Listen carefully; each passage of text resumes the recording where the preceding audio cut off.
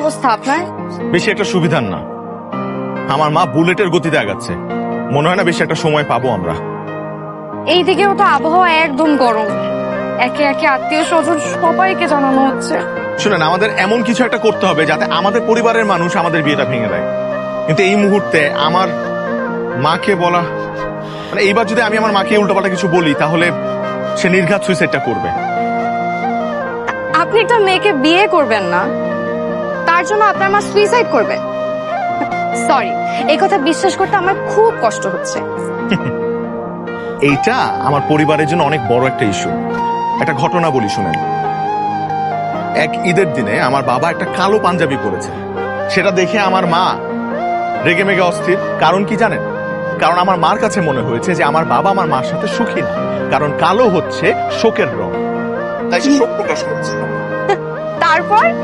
তারপর কি, হাত কেটে বিছানায় শুয়ে আছে হাসপাতালে। আমরা লিটারালি ঈদের দিনটা হাসপাতালে কাটিয়েছি। Can you believe it? My god, এটা তো খুব ভয়ঙ্কর ব্যাপার।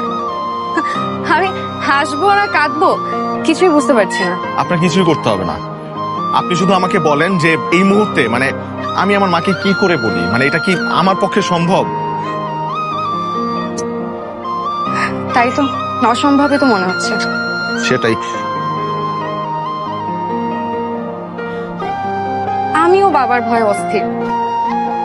আমি যদি বাবাকে কিছু জানাই, আমার বাবা আমাকে মেরেই ফেলবে।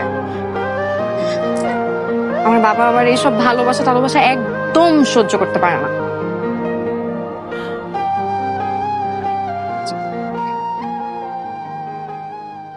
আমার মাথায় একটা